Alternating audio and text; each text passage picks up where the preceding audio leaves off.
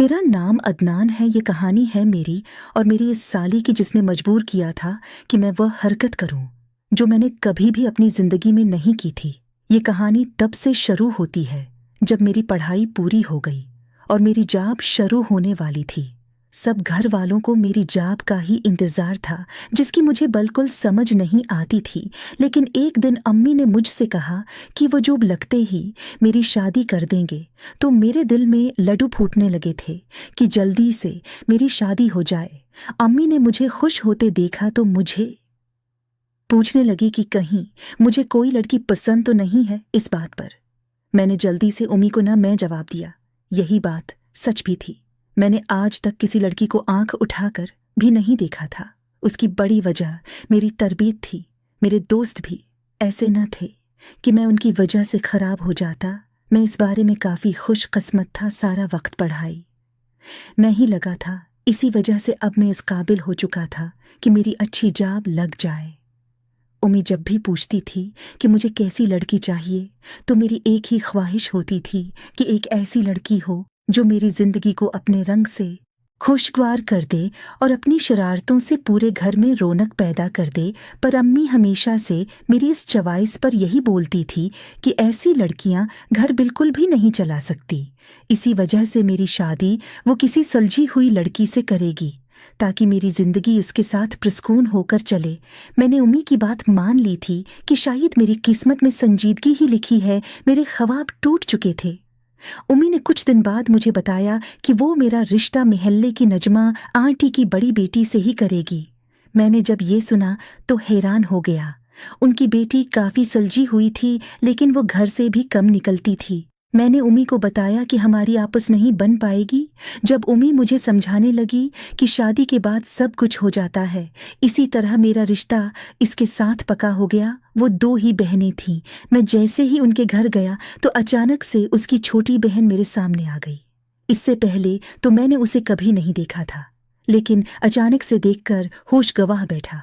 वो लड़की अपनी बड़ी बहन से काफ़ी मुख्तलिफ थी।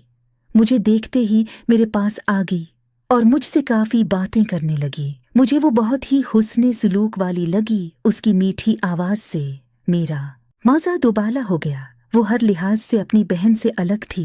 इन दोनों में ज़मीन आसमान का फ़र्क था। इसकी ड्रेसिंग भी हर तरह से फैशन के साथ थी और मैं ही शर्मा रहा था। पर मेरी होने वाली साली को किसी चीज़ की भी परवाह नहीं थी। मैंने उसके साथ काफ़ी बातें कि कुछ देर बाद ही वापस आ गया। कुछ दिनों के बाद ही वो मुझे रोज़ मैसेज करती थी, लेकिन मेरा ऐसा मजाज न था कि मैं उसे रिप्लाई करता। मैं उसका मैसेज इग्नोर करता रहता था। अचानक ही मेरी नज़र इसकी डीपी पर गई, जो कुछ ज़्यादा ही अजीब थी। अगर उसकी पिक्चर की जगह मेरी बीवी होती तो शायद वो पिक्चर मुझे काफ़ी भली लगती, लेकिन उस वक्त मुझे ये सब नहीं करना चाहिए था। पर न चाहते हुए भी मैं वो तस्वीर गौर से देखने लगा। मेरे जहन में अब काफ़ी गलत ख्याल आने लगे, लेकिन मुझे यही लगता था कि साली बच्ची है। पर जब से इसकी ये डीपी देखी थी, मुझे सब समझ लग गई थी कि वो कहीं से भी बच्ची नहीं है। मैंने फैसला कर लिया था कि अब अपनी बीवी पर ध्यान दूंगा और जितना हो सकेगा अपनी साली से दूर रहूंगा। मैंने साली से राबिता एक हद तक काफ़ी कम कर लिया। मेरी शादी काफ़ी धूमधाम से हुई थी। मेरी बीवी दुल्हन के रूप में काफ़ी प्यारी लग रही थी। जैसे ही मैंने उसे देखा तो सब कुछ भूल गया और इसी पर ध्यान देने लगा। मैं ये बात जान गया था कि शादीशुदा जिंदगी में एक समझदार लड़की का साथ होना बहुत ज़रूरी है। मेरी बीवी हर लिहाज से फिट थी। मैंने फैसला कर लिया कि अपनी ज़िंदगी में कभी भी उसे धोखा नहीं दूंगा। लेकिन वहाँ दूसरी तरफ मेरी साली कुछ और ही प्लान कर रही थी। वो जब भी बहन से मिलने आती तो उसकी नज़र मुझ पर ही होती थी। एक दिन मैंने बीवी से कहा कि उसे अपनी बहन के लिए अच्छा लड़का तलाश करके उसको रुखसत कर देना चाहिए ताकि उसकी आमी भी प्रसकून हो जाए। पर बीवी कहने लगी कि उसकी बहन के काफ़ी ऊंचे ख्वाब हैं, अभी तो वो इंजॉय करना चाहती है। मैं दिल ही दिल में साली के इंजॉय को समझने लगा। कुछ दिन बाद ही मेरी बीवी ने मुझे ये खबर सुनाई कि वो माँ बनने वाली है, तो मैं भी बहुत खुश गया। मेरा प्यार और भी बढ़ गया था। मैं उसकी केयर करने लगा, पर फिर भी कहीं ना कहीं मुझसे कोई कमी हो ही जाती थी। और दूसरा, उस हालत में बीवी का वो रवैया था जो मुझसे बर्दाश्त नहीं होता था। बीवी आहिस्ता आहिस्ता इस हालत की वजह से मेरे साथ बुरा बर्ताव करने लगी।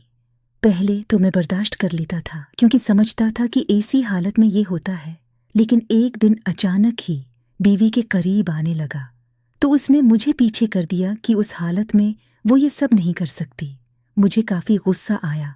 मैं उसकी इजाज़त के बगैर कुछ नहीं चाहता था, तो अपनी ख्वाहिशात का मैंने गला घोंट दिया और सो गया।